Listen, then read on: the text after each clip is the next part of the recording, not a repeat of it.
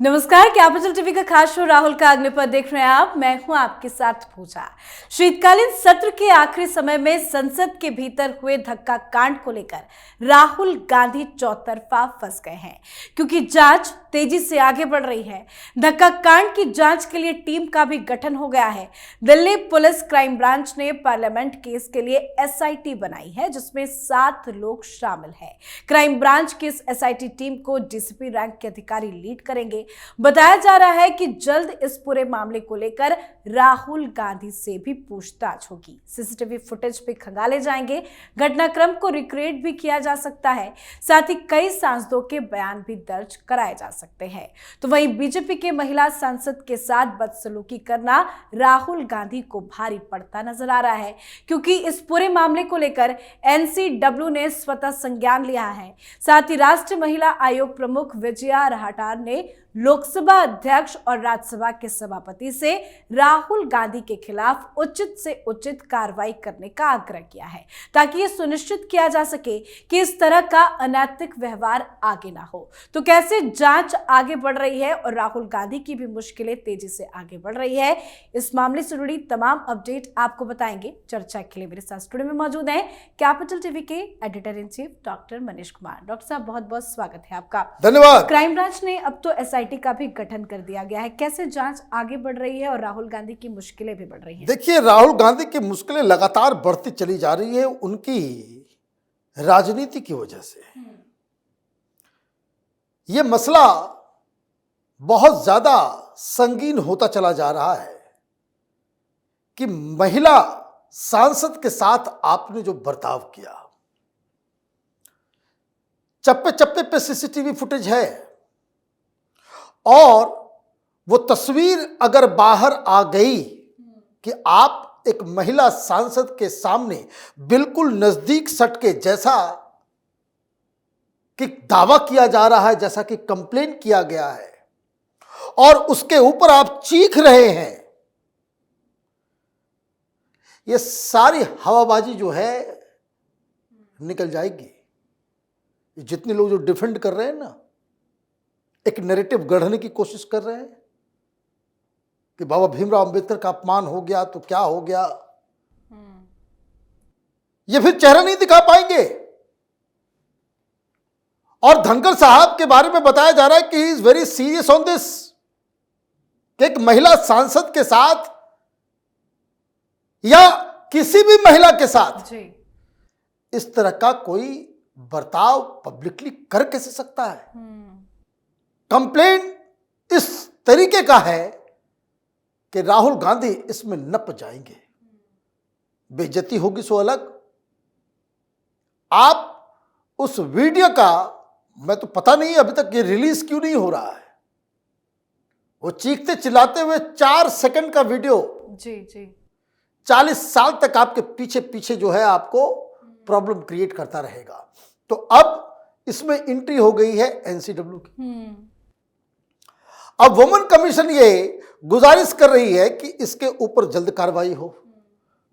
अब उसके लिए तो साक्ष्य सबूत इकट्ठा होंगे, और अगर कार्रवाई पुलिसिया हुई तो ये मामला हैरासमेंट का बन जाएगा, जो कांग्रेस पार्टी के लिए अच्छी खबर नहीं होगी, क्योंकि ऑलरेडी मारपीट धक्का मुक्की के केस में आप बुरे फंस गए हो। एफआईआर हुआ है, संगीन धाराएं लगाई गई है, और अब पुलिस खुल्लम खुल्ला बता रही है कि भाई अब तो हम सीसीटीवी फुटेज भी लेंगे, मीडिया वालों से भी बातचीत करेंगे, 2 सांसद जो अभी भी हॉस्पिटल के अंदर हैं उनका बयान दर्ज किया जाएगा। मामला लीगल तो होगा, लेकिन अगर इसमें बाकायदा पूछताछ के लिए बुलाया गया तो फिर आप कहां क्या मुंह दिखाएंगे। सर, लेकिन इसकी चर्चा तो हो रही है कि राहुल गांधी से भी पूछताछ होगी, बाकी सांसदों के भी बयान दर्ज कराए जाएंगे, घटना को रिक्रिएट भी किया जाएगा। इस तरह की जो खबरें आ रही है, अगर वाकई में ये सब हो जाता है तो ये मुसीबत राहुल गांधी के लिए कितनी बड़ी? देखिए, सबसे बड़ी चीज क्या है जो बताया जा रहा है कि Rahul Gandhi was not suppose to go there, जहां पे बवाल मचा जी वहां उनको जाना ही नहीं था, उतरना ही नहीं था। वो बहुत ही सिक्योरिटी उनकी बहुत टाइट होती है। सिक्योरिटी वालों से भी पूछताछ होगी। सिक्योरिटी वाले ने उन्हें कहा था कि आप इधर से चले, एक रैंप बना हुआ है जहां पे कोई नहीं थे, आप रैंप से अंदर चले गए होते। लेकिन वो वहां थोड़ा देर रुकते हैं, सोचते हैं, और उसके बाद जहां बीजेपी के लोग प्रदर्शन कर रहे थे आप उधर चले जाते हैं। मतलब आपने सिक्योरिटी ऑफिशियल्स की भी बात नहीं मानी जी। तो इससे तो साफ लगेगा कि आपने जो कुछ भी किया वो इंटेंशनली किया। ऐसा नहीं कि अचानक से हो गया, आप कहीं से गुजर रहे थे, आपको उधर जाना नहीं था, लेकिन आप चले गए। कह रहे मैं 10 जनपद का निवासी हूं, मेरी दादी वो, मेरे दादा वो, और मैंने धक्का नहीं मारा, मुझे मारा गया। हाँ, मुझे कौन रोकेगा। तो ये एक बड़ी समस्या हो गई है। लेकिन आप देखिए, जिद, हठ, दंभ, अहंकार, इन सब चीजों को सेटल भी किया जा सकता था। और इन सारी घटनाओं के बाद, एफआईआर के बाद भी एक काम कर दिया होता, दोनों हॉस्पिटल में है ना, मिलने के लिए चले गए होते। बिल्कुल नहीं गए।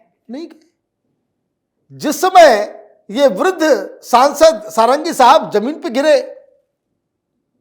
उसी समय हाथ पकड़ लिया होता, उनको अपने साथ बिठा लिया होता, उनके लिए चेयर आप ले आए होते, आप एक सभ्य बर्ताव का प्रदर्शन कर दिए होते तो मामला नहीं होता। आप आते हैं, उस वृद्ध व्यक्ति के सिर से खून निकल रहा है, कोई रंग नहीं है, खून निकल रहा है, और आप कह रहे हो कि हमने नहीं किया, इन्होंने धक्का मुझे मारा। तो आपने ये विपत्ति अपने सिर पे खुद मंगवाया है। लेकिन इसका इलाज कैसे करें? अब सुनिए, एक खबर मैं आपको दे रहा हूं, एक और नया बवाल। ये परभणी जा रहे हैं 23 तारीख को। क्यों? वहां किसी मेंटली इल व्यक्ति ने, कोई सोपान पवार नाम का व्यक्ति, उसने संविधान को जलाया और अंबेडकर जी की मूर्ति के उस शीशे को जो तोड़ा, उसको तोड़ने की कोशिश की, जिसके बाद वहां हिंसा भड़क गई।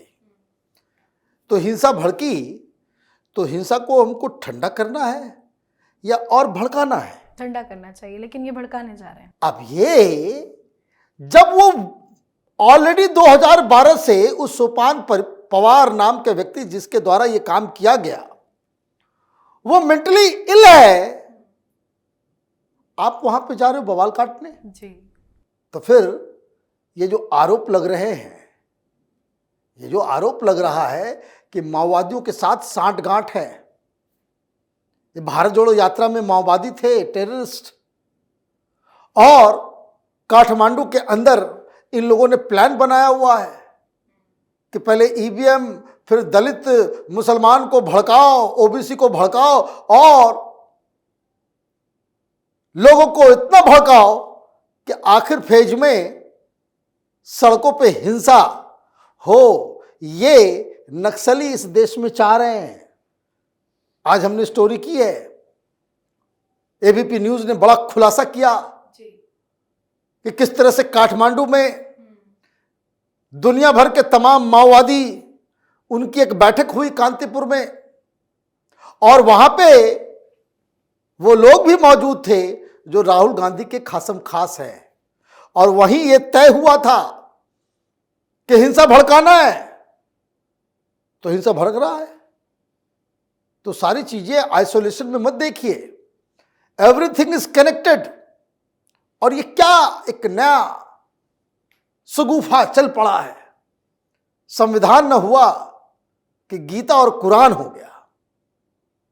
संविधान का रिस्पेक्ट जरूरी है, लेकिन आप उसको उस तरीके से आप सैक्रोसेंट बना दे रहे हो कि संविधान को लेकर के इस तरह से चल रहे हो, आप ये तमाशा ये बंद होना चाहिए, या फिर आप लोगों के कानून बना देना चाहिए कि संविधान का किताब कहां रखा जाएगा, कहां नहीं रखना है, कहां क्या काम नहीं करना है, इसका कोई कानून बना दो। तो ये दिक्कत मुझे लग रहा है कि विपक्ष के पास कोई मुद्दा नहीं है। राहुल गांधी की राजनीति पूरी तरीके से डिरेल हो गई है और इसलिए इस तरह के इमेच्योर पॉलिटिक्स में वो बार बार अपना समय बर्बाद कर रहे हैं। बिल्कुल सर, बहुत बहुत धन्यवाद सर बातचीत के लिए। धन्यवाद। तो राहुल गांधी का बचना मुश्किल लग रहा है। संसद में हुए हंगामे और धक्का मुक्की कांड के बाद बीजेपी और कांग्रेस की शिकायतों की जांच पार्लियामेंट स्ट्रीट पुलिस स्टेशन से दिल्ली पुलिस की क्राइम ब्रांच को सौंपी गई है। अब एसआईटी का भी गठन हो गया है और जब से दिल्ली पुलिस एक्शन में है, राहुल गांधी लापता है। कहाँ है, क्या राजनीति कर रहे हैं, क्या रणनीति बना रहे हैं, इसकी कोई जानकारी नहीं है, पर मामला लगातार बढ़ता ही जा रहा है। जगह जगह आज तो राहुल गांधी के खिलाफ विरोध प्रदर्शन भी देखने को मिला। बैकफुट पर पूरी तरह से कांग्रेस पार्टी है। तो इस पर आप अपनी राय कमेंट कर लिखिए। देखते रहिए कैपिटल टीवी। नमस्कार।